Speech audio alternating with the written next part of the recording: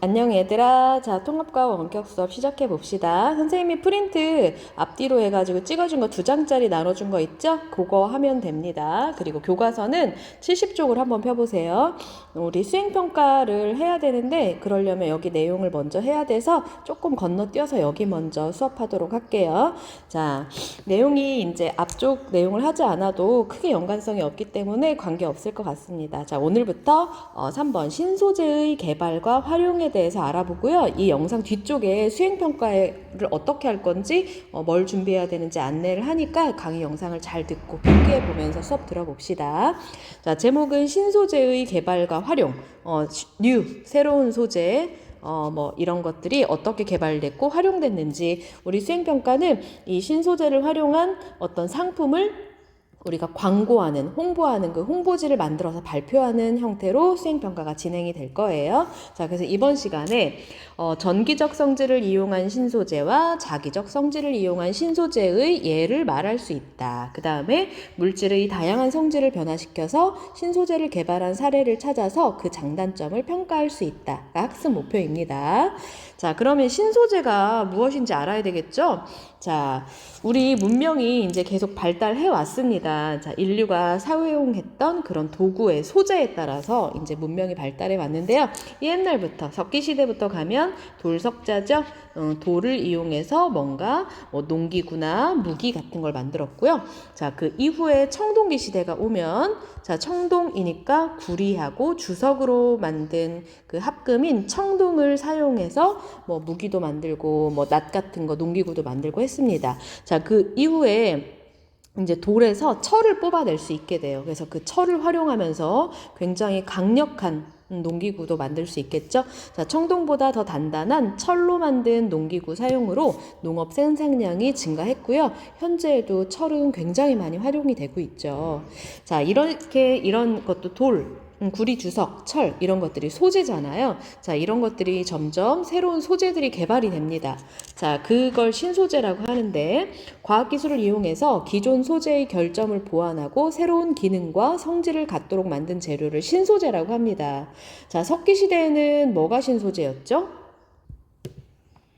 석기시대에서는 뭐가 신소재였냐면 그때 나름대로는 돌이 신소재였고요. 청동기 시대에는 그때 청동기가 신소재였겠죠.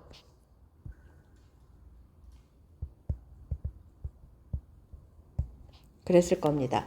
자, 그러면 이런 신소재들이 이제 시대에 따라서 그때는 새로웠지만 더 이상 새롭지 않을 수 있잖아요. 요즘 대세 신소재의 몇 가지를 한번 알아보는데요. 그 전에 이 영상 한번 간단히 보고 할게요. 자, 교과서 70쪽입니다.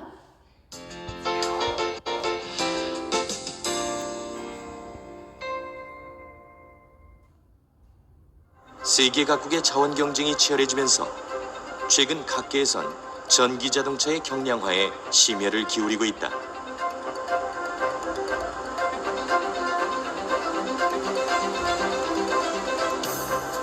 그 가운데 성균관대 친환경 자동차 부품 연구소에선 알루미늄 금속을 진공 상태에서 증착한 다음 이 속에서 미세한 섬유를 뽑아내는 연구를 하고 있다.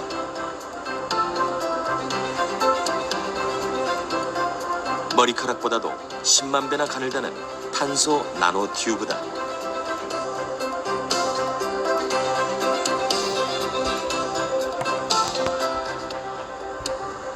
상용화된 일반 탄소 섬유는 인장 강도가 약 4.7 정도인데요. 저희가 연구하는 탄소 나노 튜브는 이론적으로 약 100까지 가능하기 때문에 약 25배 정도의 좋은 효과를 얻을 수가 있습니다.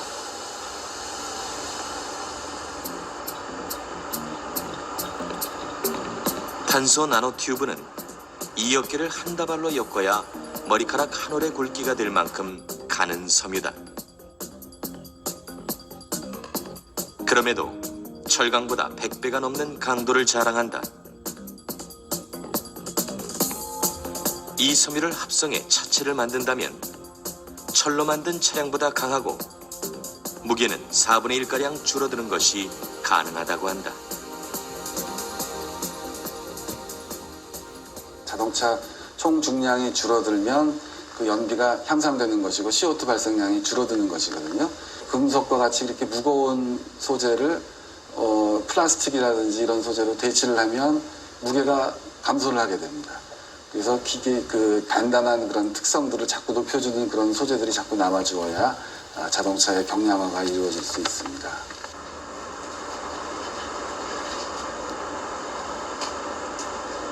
블랙 리커라고 하는 용액인데요.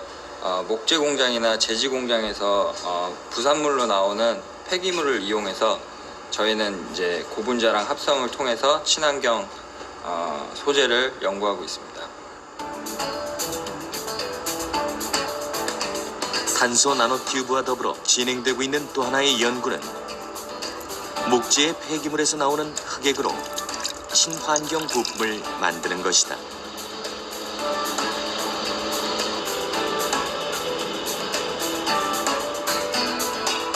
이 흑액을 분리 정제시키면 천연 소재인 리그닌 가루가 나오는데 산도에 따라 다양한 빛깔의 원료를 얻는 것이 가능하다.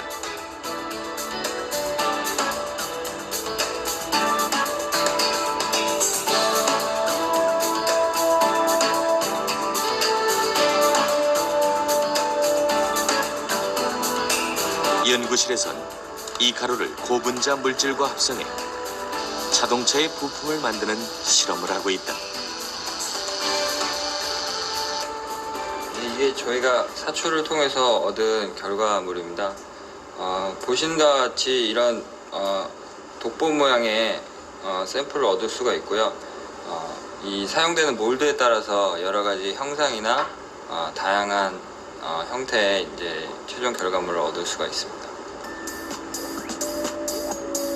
현재 이 연구는 실제 제품을 만드는 데 성공해 자동차 회사와 실전 테스트를 하는 단계까지 진척됐다고 한다.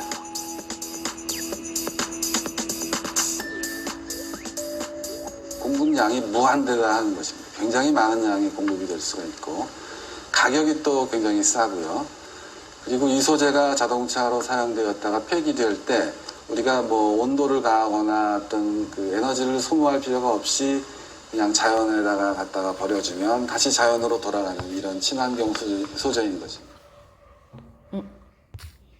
자, 영상을 잘 봤고, 자, 이런 식으로 신소재가 이제 점점 활용이 되고 있는데, 자, 우리 몇 가지 중요한 그 신소재 몇 가지를 한번 학습해 보도록 할게요. 자, 우선 탄소로만 되어 있는 그런 신소재 3가지를 배울 건데, 여기 그림에 이 동그란 알갱이들은 다 뭐냐면요, 다 탄소 원자입니다. 자, 요거 다 탄소 원자고요.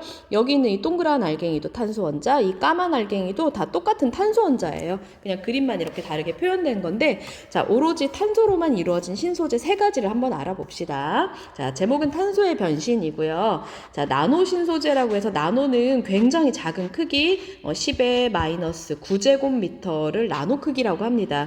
자, 나노 단위 수준으로 원자의 결합 구조나 배열을 변화시킨 신소재를 나노 신소재라고 부르는데요. 그 중에서 특히 탄소, 원소 기호가 C죠. C로 이루어진 나노 신소재 삼형제 한번 알아볼게요. 자, 첫 번째 이 신소재는 뭐냐면요. 탄소 원자가 마치 벌집 구조처럼 이렇게 육각형 형태로 이렇게 탄소 원자 6개가 결합되어 있고, 또 얘는 또 다른 육각형을 또 이루고 있고, 자, 얘네 몽창 다 탄소 원자로만 된 겁니다. 자, 이거 이름은 뭐냐면요, 그래핀이에요. 그래핀. 자, 그래핀은 아마 들어봤을 것 같기도 한데, 자, 이거는 우리 뭐 디스플레이 소재, 휘어지는 디스플레이, 뭐 핸드폰 접었다 폈다 하는 거, 그 화면 굉장히 강도가 강하기 때문에 접었다 폈다 해도 탄소간 결합이 이렇게 끊어지지 않습니다. 자, 그래서 이제 아주 각광받는 뭐 이런 신소재이고요.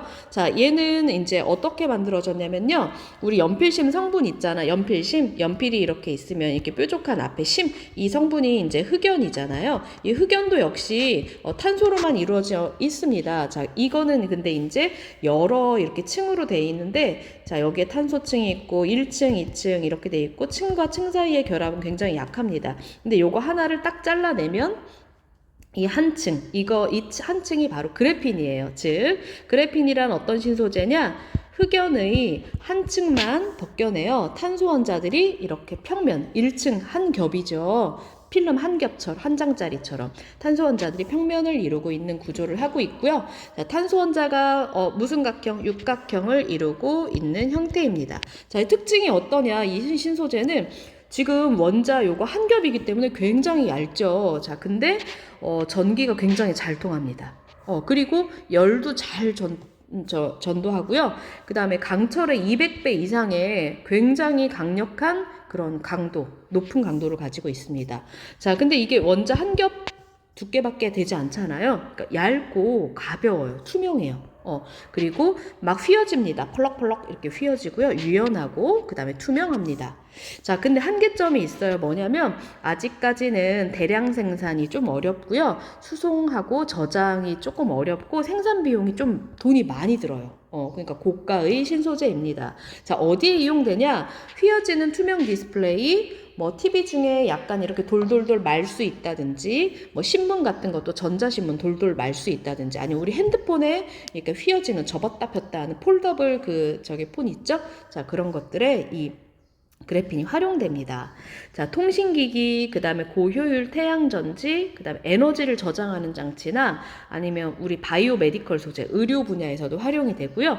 초경량, 굉장히 가벼우면서 강도가 높은 소재로 아주 각광받는 인기 아이템입니다.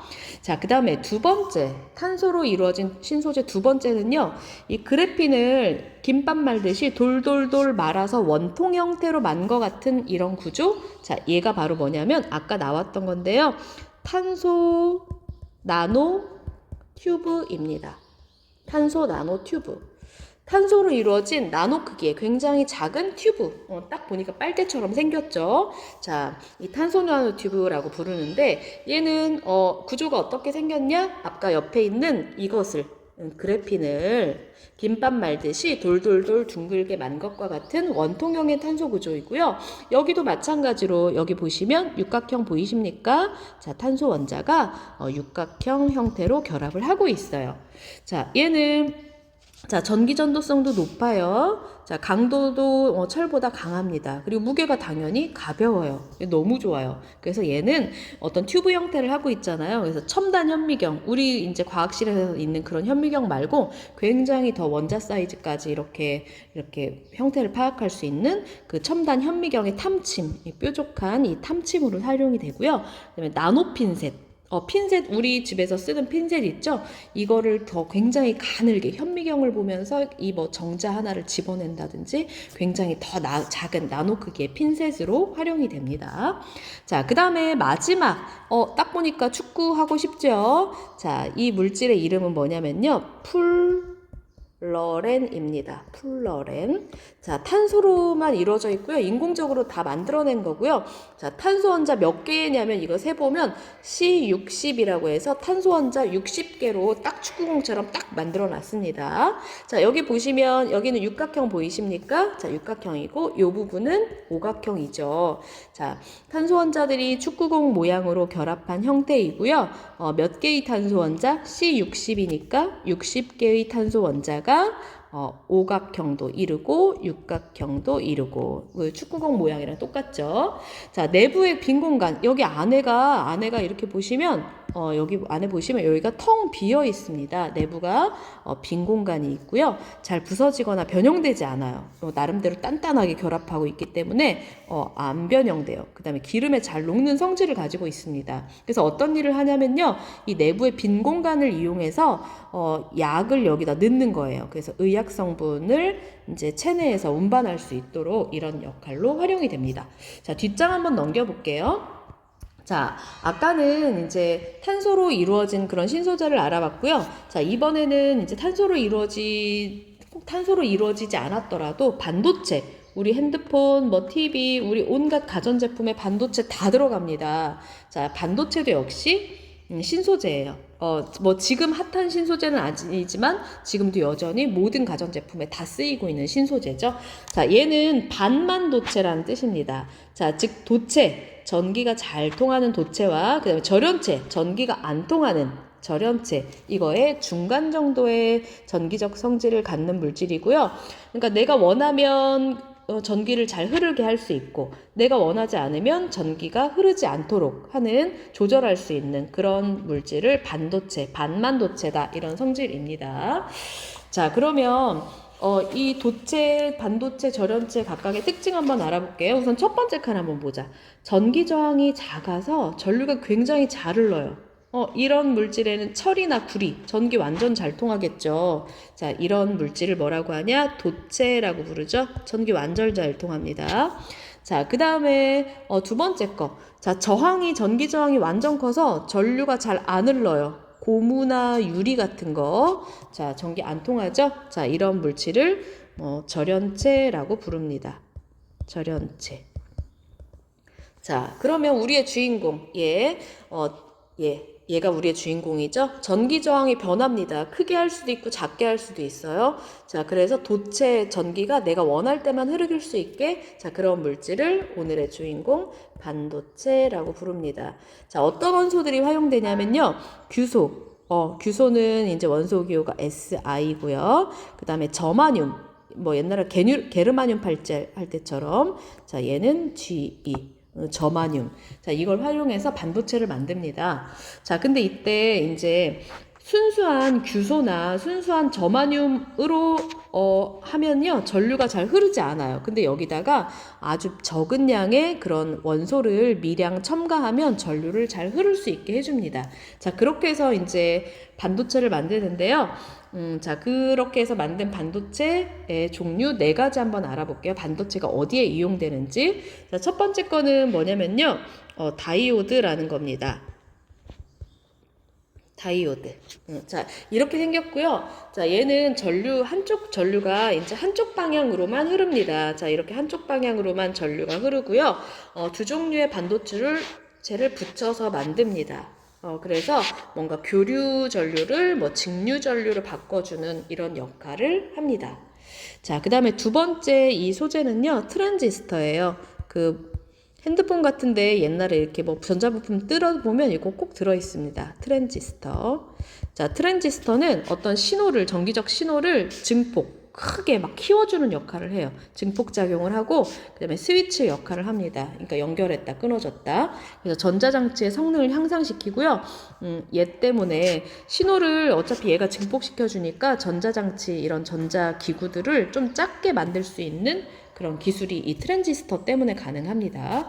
자, 그 다음에 얘는 많이 봤죠. 여기서 이제 건전지 연결하면 여기서 이렇게 빛이 나오죠. 자, 얘는 다이오드긴 다이오드인데 빛이 나는 다이오드라고 해서 발광 다이오드라고 부르고요. 우리는 보통 이렇게 발광 다이오드라고 표현하지 않고 뭐로 절 많이 쓰냐면 라이트, 빛을 에미팅, 방출하는 다이오드라고 해서 LED라고 이렇게 표현하죠. 자, 우리 형광등 LED로 많이 교체하고 있죠. 전기 더 밝고 전기세로 적게 된다고. 자, 얘는 전류가 흐를 때 이제 빛을 방출하고요. LED는 그다음에 각종 영상 표시 장치, 조명 장치, 우리 가정에 형광등 대신 이렇게 많이 활용하죠. TV도 LED TV 있고. 자, 그 다음에 마지막 태양전지죠. 자, 요거는 태양전지. 자, 태양빛을 이용해서 전기를 만들어내는 장치인 거죠. 자, 태양빛이 비출 때 전류를 만들어냅니다. 그래서 얘를 저장해서 우리가 사용하면 저희 집에 전기세 별로 안 나오잖아요. 자, 그래서 얘는 이제 휘어지는 디스플레이에 태양전지도 활용이 됩니다.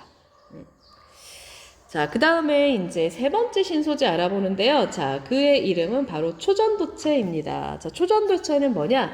뭔가 초월해서 초전도 현상을 나타내는 물질이 초전도체인데요. 그럼 우선 초전도 현상이 무엇인지 알아야 되겠죠. 자, 뭐냐면요.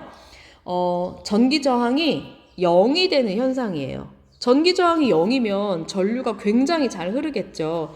자, 그 현상을 이제 초전도 현상이라고 부릅니다. 전기 저항이 0이야. 나를 막을 자가 아무것도 없어. 그러니까 뭔가 전류가 이렇게 흐를 때 여기서 전류를 흐르는 걸 방해하는 걸 저항이라고 부르잖아요. 근데 이 전기 저항이 0이야. 그러면 전류가 얼마나 잘 흐르겠어요. 자, 그런데 이 현상이 항상 나타나는 건 아니고 특정 온도 이하에서 온도가 좀 낮을 때 이 초전도 현상이 보통 일어납니다. 자, 여기 그래프 한번 보실게요. 자, 그래프에 보시면 가로축이 온도이고 세로축이 전기 저항이야. 자, 이때 이제 물질마다 전기 저항이 크거든? 근데 얘를 온도를 낮춰보는 거지. 자, 온도가 이쪽으로 갈수록 더 낮아지는 겁니다. 자, 온도가 낮아지는 거예요. 자, 그럼 낮췄던 전기 저항이 이렇게 있었다가 갑자기 여기 이 온도 4.2 켈빈, 이 4.2 켈빈이 되니까 갑자기 저항이 뚝 0으로 줄어들죠? 자, 이 온도, 전기 저항이 갑자기 0으로 되고 온도가 더 낮을 때는 계속 전기 저항 값이 계속 0입니다. 자, 그러니까 이 물질을 4.2 켈빈 이하로 더 차갑게만 유지해주면 전기 저항이 0이 되는 거예요. 그러니까 이 부분 있죠? 자, 이 부분이 바로 초전도 현상이 나타나는 그런 온도가 되겠죠. 자, 그 처음 온도, 이 온도를 뭐라고 하냐면요, 임계 온도라고 부릅니다. 그러니까 임계 온도는 전기 저항이 0이 돼서 초전도 현상이 나타나기 시작하는 그 처음 온도를 임계 온도라고 부르고요. 예를 들어 수은이라는 물질 알죠? 우리 먹으면 안 되는 거. 얘는 4.2 켈빈이 임계 온도입니다. 그러니까 이 온도보다 더 온도를 낮게 해주면 얘는 초전도 현상이 나타나는 거예요. 그래서 그거를 옆에 그림 보시면 이게 이 까만 게 이제 초전도체거든? 자, 이 초전도체를 어디다 띄워놓냐면요. 밑에 이제 자석이 이렇게 있는 거예요. 자, 밑에 여기에 이제 자석이 있고요. 이 자석의 온도를 굉장히 차갑게 이렇게 해준 겁니다. 액체 질소 같은 거 이렇게 뿌려준 거야. 자, 그랬더니 얘가 떠 있는 거지. 초전도체가. 얘가 초전도체가 자석 위에 떠 있는 이 현상이 나타납니다. 자, 이 현상을 뭐라고 부르냐면 마이스너 효과라고 부릅니다. 자, 마이스너 효과. 이게 이제 마이스너 효과. 마이너스 아니고 마이스너예요. 자, 이 초전도체를 어디 위에 놓았을 때? 자석 위에 놓았을 때, 초전도체가 반대 방향의 자기장을 만들어서 자석을 밀어내서 반자성을 강하게 나타내 초전도체가 자석 위에 떠 있는 현상, 이런 현상을 마이스너 효과라고 부릅니다. 그러니까 요거 딱 보니까 뭐 떠올라요? 자기부상 열차 떠오르죠? 자기부상 열차. 그러니까 철로 위에서 이제 기차가 이제 살짝 떠서 가는 거죠. 그러니까 얼마나 그 마찰이 저항이 적겠어요. 그러니까 빠른 속력으로 갈 수 있겠죠.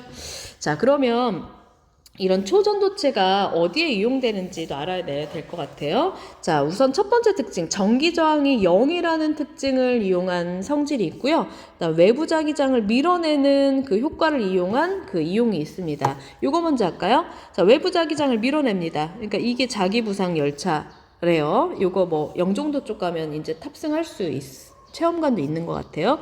자, 자기부상 열차에 이용합니다. 마이스너 효과를 이용해서 이 바퀴가 살짝 떠서 가는 거예요.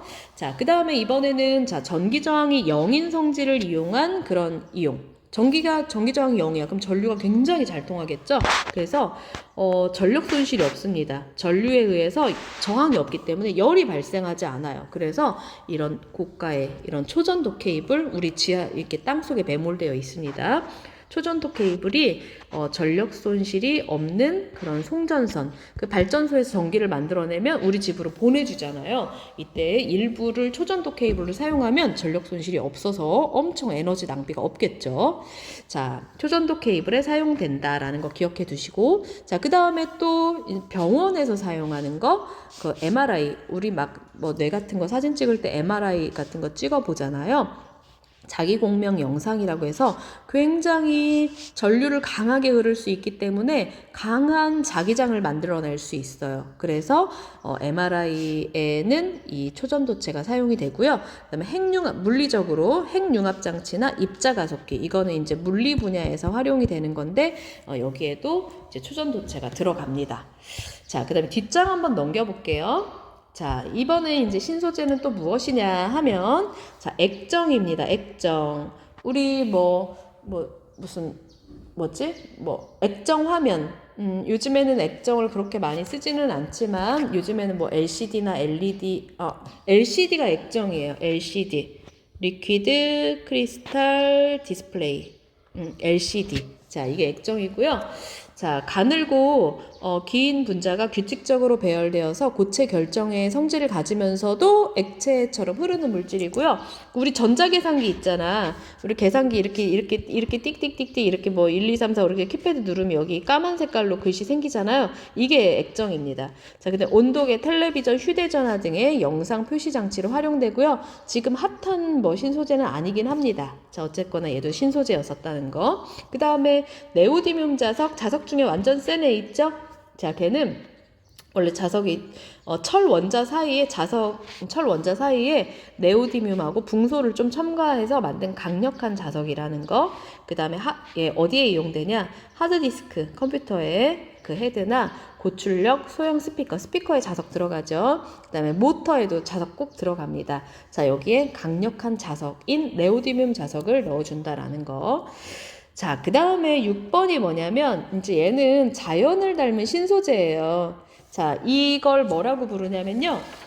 생체 모방이라고 부릅니다. 자, 자연을 따라해보자. 자, 생체 모방이라고 부르는데, 자, 생명체의 행동이나 어떤 구조나 어떤 특성을 모방해서 공학적으로 사용한 기술, 이걸 생체 모방 기술이라고 부릅니다. 자, 이렇게 활용한 사례 몇 가지 한번 볼까요? 자, 선생님 어렸을 때 밖에 나가서 막 놀다 오면 바지 밑에 이런 거 막 붙어 있었거든요. 이거 독고마리라고 부르죠.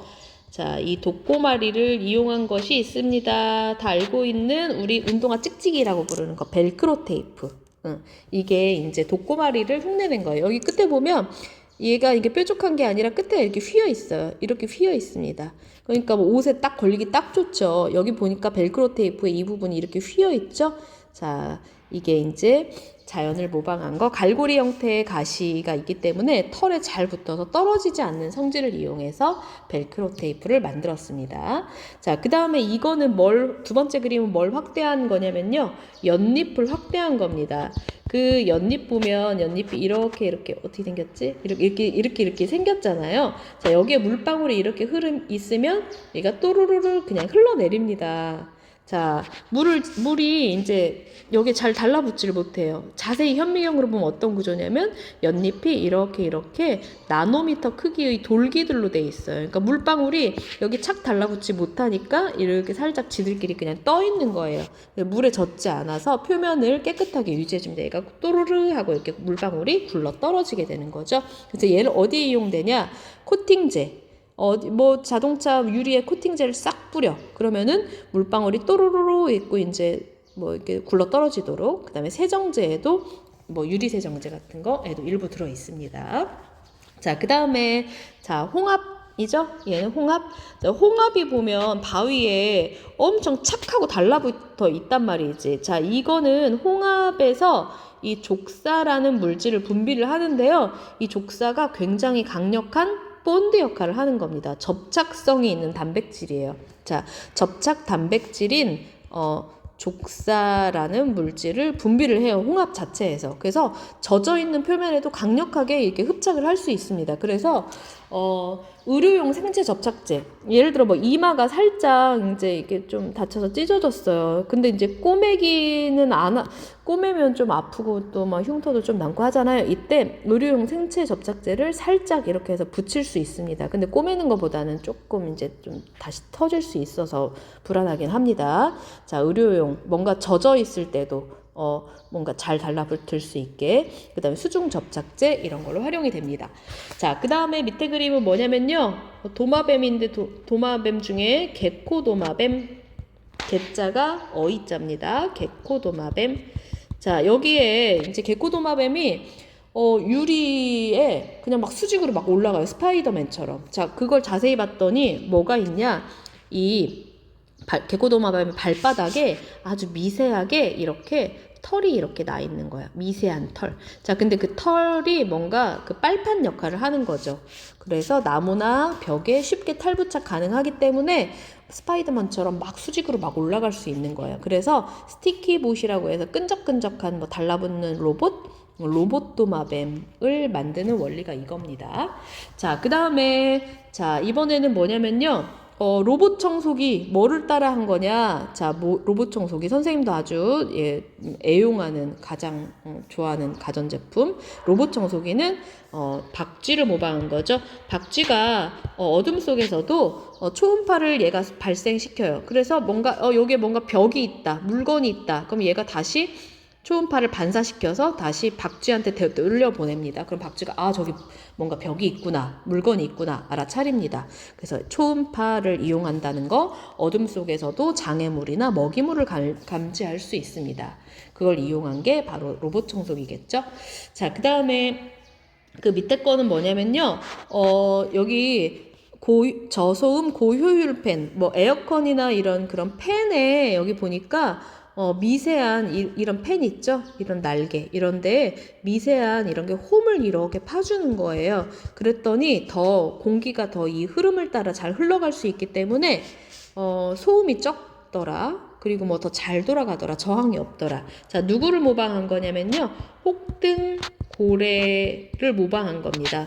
혹등고래의 그 지느러미에 보니까 이런 그 홈이 파져 있는 거예요. 이렇게 미세한 이런 지느러미에 있는 돌기 구조를 모방한 것이 바로 저소음 고효율 펜, 이렇게 돌아가는 이 펜입니다. 자, 그 다음에 그 밑에는 뭐냐면요. 우리 뭐 저기 펠프스 맞죠? 수영선수. 자, 상어를 모방했는데요. 수영복이 요즘에는 이제 전신 수영복이 좀 저희 국제대회에서 금지된 걸로 알고 있는데 이런 전신 수영복에 이런 상어의 비늘 같은 이런 돌기를 줍니다. 그랬더니 물이 저항이 훨씬 더 이제 적어지더라. 그러니까 더 수영 그 기록을 단축시킬 수 있는 거죠. 자, 상어의 코 정면에 거친 돌기, 코 아래 부드러운 돌기가 있어서 물의 저항을 최소화시킬 수 있더라. 그래서 전신 수영복에 활용이 됩니다. 자, 그 다음에 그 밑에 맨 마지막에는 이제 나비인데요. 이 나비는 그냥 나비가 아니라 이 나비의 이름은 모르포 나비입니다. 모르포 나비. 색깔이 완전 예쁘죠. 자, 근데 얘는 이게 색소가 파란 색소가 들어있어서 이렇게 파랗게 보이는 게 아니라 이 얇은 막이 여러 층으로 이렇게 겹겹겹 이렇게 이어져 있는 이 구조예요. 그래서 이쪽에서 보느냐 아니면 이쪽에서 이렇게 보느냐에 따라서 보는 방향에 따라서 색깔이 여기 이 천처럼 이 섬유처럼 약간 달라지는 거예요. 보는 방향에 따라서. 자, 이 모르포 나비를 모방한 이 섬유의 이름을 모르포텍스 섬유라고 부르고요. 염색 없이 빛에 의해서 그 빛의 방향에 따라서 색깔이 다르게 나타난 그런 섬유입니다. 자, 그러면 우리 이제 이렇게 여러 가지 신소재를 배웠잖아요. 자, 그럼 우리 수행평가를 어떻게 할 거냐면 자, 다음 장 넘겨보시면 얘는 이제 설명을 할 건데요. 자, 우리 배웠던 신소재 몇도 괜찮고 우리 배우지 않은 신소재면 더 대환영입니다. 더 재미있으니까요. 근데 가급적이면 그 자연을 모방한 신소재는 안 했으면 좋겠어요. 조금 약간 식상한 면이 있어가지고 해도 되긴 하는데 좀 매력이 좀 떨어집니다. 자, 이런 신소재를 활용한 상품을 광고하는 광고지를 만드는 거예요. 수행평가 15점짜리 수행평가고요. 선생님은 이거 하고 도장검사만 하면 수행평가 완료입니다. 자, 어떻게 하냐면 원격 수업일 때 선생님이 자료 조사할 시간을 줄 겁니다. 오늘 말고요. 자, 그래서 오늘은 설명만 하는 건데 미리 조사해 볼 사람 해봐라 이 뜻입니다. 자, 신소재를 하나를 딱 정하는 거야. 나는 탄소 나노튜브로 하겠다. 나는 그래핀으로 하겠다. 나는 아니면 다른 뭔가로 하겠다. 그 신소재를 딱 정해가지고 걔를 조사를 해오는 겁니다. 원격 수업 시간에. 그리고 이거를 활용한 그 상품을 내가 제일 들이미는 주력적으로 우리 회사를 먹여 살려줄 그 주력 상품을 하나를 정해가지고요. 걔를 광고를 해야 됩니다. 자, 그래서 신소재를 사전 조사를 해와야 되는데요. 자, 신소재 부담 줄이기 위해서 한 개만 조사라고 붙였어요. 자, 한 개의 신소재를 조사를 해오는데요. 자, 오늘 조사해 오는 건 아닙니다. 자, 학습지 교과서에 나온 신소재 여도 이거 바꿀게요. 신소재 여도 되고 아니어도 괜찮습니다. 이거 없앨게요. 자, 신소재 한 개당 그림이나 사진이 필수 포함이니까 사진을 붙일 학생들은 수행평가 1차 시 때 가지고 와야 돼요. 근데 다음에 원격 다음 주 수업일 때는 상담 선생님이 뭔가 상담 프로그램을 하신다고 해가지고요. 그때는 안 할 거고 다시 이 내용을 선생님이 원격 수업 때 본격적으로 조사하도록 안내를 할 거예요. 그러면 너네가 신소재 딱 네이버 같은 데다 딱 뭐 탄소 나노튜브 이런 식으로 검색해가지고 걔 관련 자료 뭐 그 신소재 탄소 나노튜브의 과학적 원리나 특징 장점 어디에 이용되고 있는지 앞으로 뭐 전망이 어떤지 이런 거를 쫙쫙쫙 정리해서 출력해 와도 되고요. 적어 와도 돼요. 그러면 학교에 다시 왔을 때 걔를 이제 가지고 뭔가 자료를 정리하게끔 그렇게 할 겁니다. 자, 어쨌거나 요거를 이제 미리 시간 있을 때 조사해 보라는 거. 자, 그럼 다음 주에 원격 올 때는 뭐 해야 되냐면 학습지 도장은 찍을 수도 있어요. 그러니까 학습지는 꼭 가지고 오세요. 자, 그리고 그 다음 원격 수업 때 수행평가 구체적으로 뭘 해야 되는지 안내하도록 하겠습니다. 오늘 긴 시간 너무너무 고생 많았습니다. 학교에서 만나 얘들아.